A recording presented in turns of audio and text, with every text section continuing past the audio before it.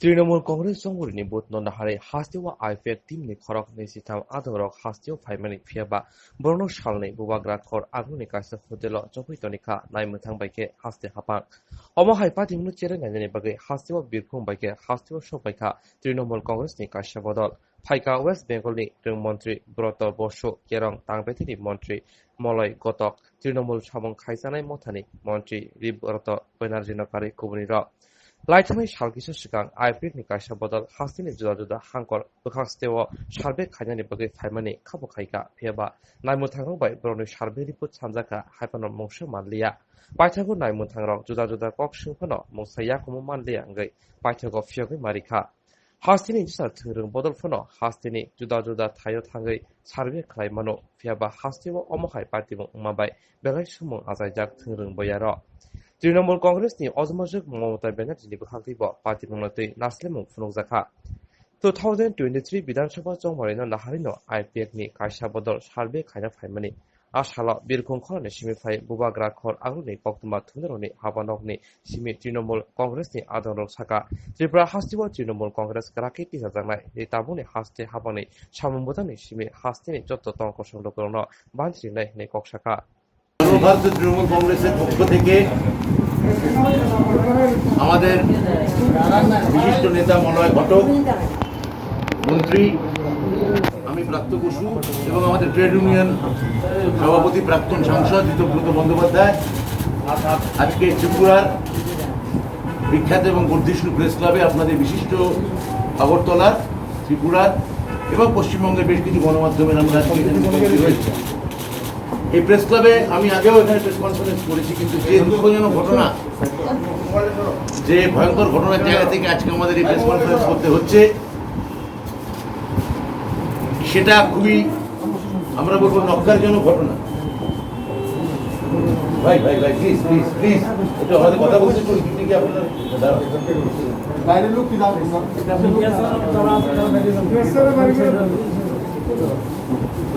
এখন কি ঘটনা ঘটেছে আপনারা জানেন।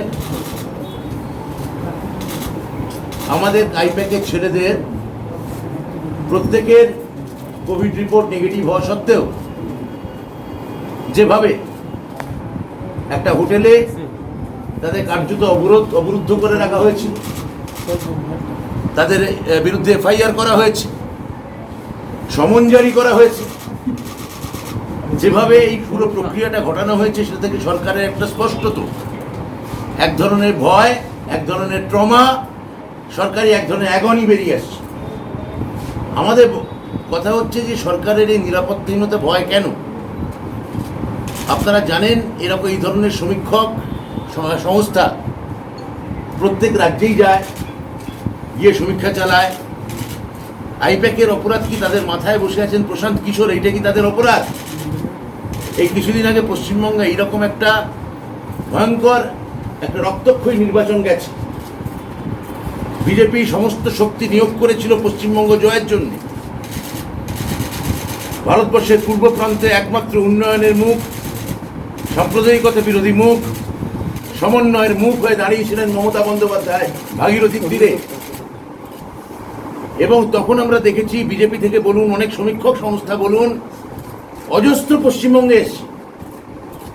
কোভিড চলছে, কোভিডের সেকেন্ড ওয়েভ তখন পশ্চিমবঙ্গে চলছে।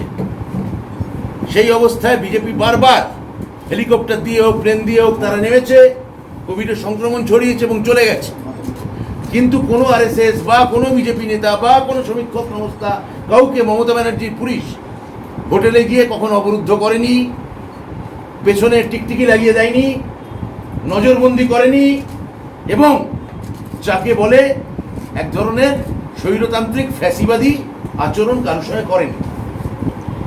এই যে একটা অগণতান্ত্রিক একটা ফ্যাসিবাদী সরকারি মুখ ত্রিপুরায় আমরা দেখতে পাচ্ছি, যার জন্য আমরা উদ্বিগ্ন হয়ে আইপ্যাকের এই ছেলেদের পাশে আমরা এসে দাঁড়িয়েছি।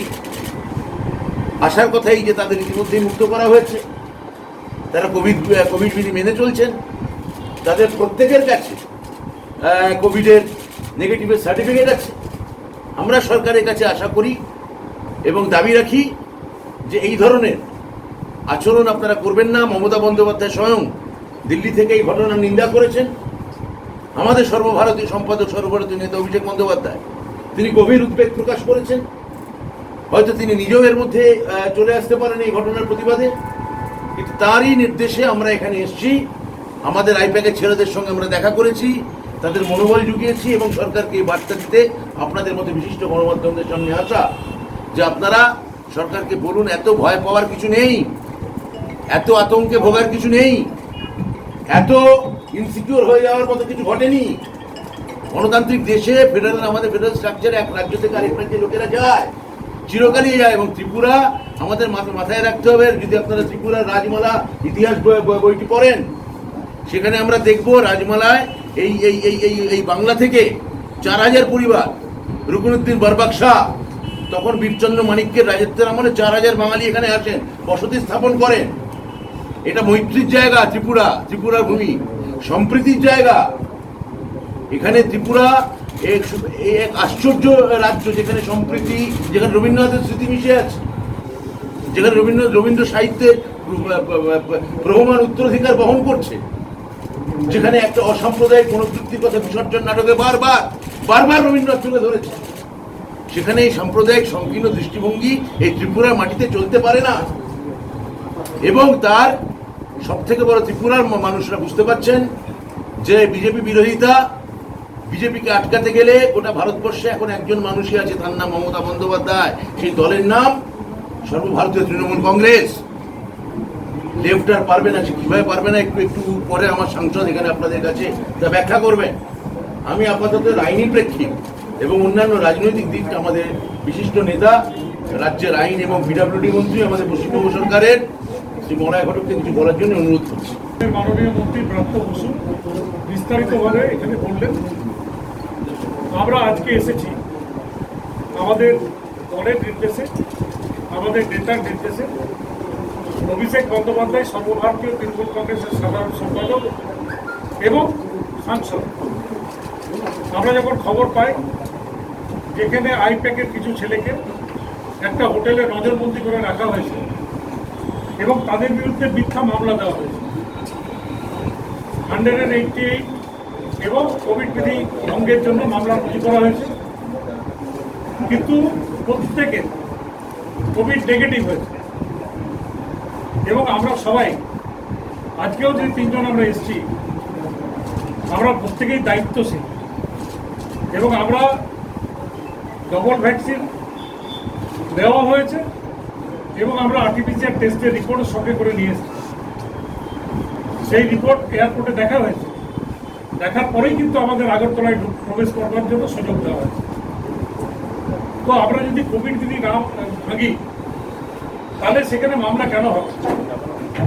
মিথ্যা মামলা দিয়ে যদি ত্রিপুরা সরকার মনে করছে যে তৃণমূল কংগ্রেসকে ভয় দেখাবে, তাহলে কিন্তু সেটা হবে না। কয়েকদিন আগেই পশ্চিমবঙ্গে নির্বাচন হয়ে গিয়েছে। মাননীয় মুখ্যমন্ত্রীর নেতৃত্বে পশ্চিমবঙ্গে যে বিপুল রায় জনতা দিয়েছেন, এমন একটা পরিপ্রেক্ষিতে যেখানে 40 জন কেন্দ্রীয় মন্ত্রী, প্রধানমন্ত্রী, স্বরাষ্ট্রমন্ত্রী, 10টি রাজ্যের মুখ্যমন্ত্রী মাসের পর মাস পশ্চিমবঙ্গে পড়েছিলেন, পশ্চিমবঙ্গ চষে বেরিয়েছে, কিন্তু মানুষ মুখ ফিরিয়ে নিয়েছে এবং সারা ভারতবর্ষের থেকেই মানুষ বিজেপি থেকে মুখ ফিরিয়ে নিয়েছে। ত্রিপুরাতেও আগামী দিনে ফিরিয়ে নেবে এই আশা আমরা রাখি।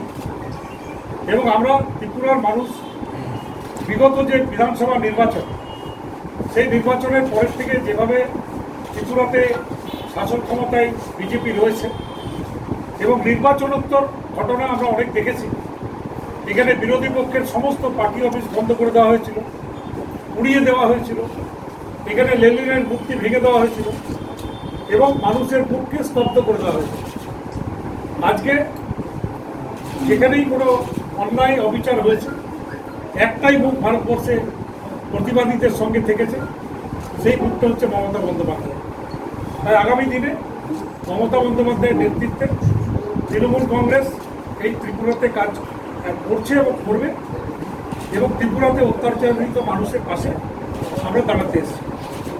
এটুকুই আমাদের ধন্যবাদ আমাদের রাজ্যের বর্ষিয়ান নেতা পশ্চিমবঙ্গ সরকারের আইন এবং পূর্ত বিভাগের মাননীয় মন্ত্রী শ্রী মলয় ঘটক, আমার বড় দাদার মতো আমাদের রাজ্য সরকারের মাননীয় শিক্ষামন্ত্রী অধ্যাপক শ্রী ব্রাত্য বসু, তারা বলেছেন এবং আমরা আমাদের নেতা তৃণমূল কংগ্রেসের সর্বভারতীয় সাধারণ সম্পাদক সাংসদ অভিষেক বন্দ্যোপাধ্যায়ের নির্দেশে এখানে এসেছি। তার কারণ হচ্ছে যে গণতন্ত্রের বিরোধীদের কথাটা হচ্ছে খুব গুরুত্বপূর্ণ। মানে বিরোধীকে বলতে দাও তোমার কথার তোমার কাজের হিসেব নেই। দুর্ভাগ্যজনকভাবে ত্রিপুরাতে এই ব্যাপারটাই ব্যাহত হচ্ছে। ত্রিপুরার মাননীয় মুখ্যমন্ত্রী তিনি পশ্চিমবঙ্গের প্রোগ্রাম করতে গেছিলেন, আমরা সেই ভিডিও দেখেছি। খালি রাস্তার দিকে তিনি হাত নাড়ছিলেন। ভোটের রেজাল্টে সেই খালি রাস্তার হাতের প্রতিফলন পাওয়া গিয়েছে।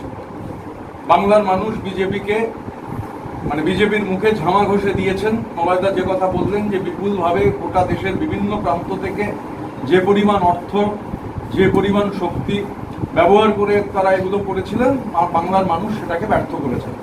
এবং আজকে যে আমরা এলাম, তো আরটিপিসিআর রিপোর্ট দেখিয়ে আমরা ঢুকেছি। আইপ্যাক সংস্থা তারা যে এখানে এসেছেন, তারাও নিশ্চিতভাবে আরটিপিসিআর রিপোর্ট দেখিয়ে ঢুকিয়েছেন। এবার প্রশ্ন হচ্ছে, কতগুলো বেসিক প্রশ্ন তৈরি হচ্ছে। আইপ্যাক কোনো রাজনৈতিক সংস্থা নয়, অথচ তারা যে সার্ভে করছেন এখানে, গণতান্ত্রিক দেশে এই ধরনের সার্ভে করবার ক্ষেত্রে কোনো বিধিনিষেধ থাকতে পারে না। এবং ত্রিপুরা ভারতবর্ষের বাইরে নয়, ত্রিপুরা ভারতবর্ষের অংশ, অবিচ্ছেদ্য অংশ। সেখানে যে হোটেলে আমরা এখন শুনছি, অনেক হোটেল তো আছে, ত্রিপুরা সরকার আরো ভালোভাবে বলতে পারবেন যেরকম সব হোটেলেই যারা আবাসিক আছেন তাদের এরকম আবার কোভিড পরীক্ষা করা হচ্ছে কিনা। যদি না হয়ে থাকে তাহলে নির্দিষ্টভাবে 23 জনের একটা টিম তাদের এই নতুন করে পরীক্ষা, এটা স্বৈরতান্ত্রিক মানসিকতার একটা চূড়ান্ত নিদর্শন। এখন হিটলার মুসোলিনিরাও একই ধরনের কারবার করতেন, ট্রেন্ডটা একই রকম। এবং মলয়দা যে কথা বললেন যে এখানে বামপন্থীদের সরকার ছিল, আমি নিজে বামপন্থী রাজনীতি করতাম, দীর্ঘ সময় ত্রিপুরায় এসেছি। এখানে লেনিনের মূর্তি, সেই মূর্তিও নতুন সরকার আসবার পর ভেঙে গুড়িয়ে দেওয়া হয়েছে।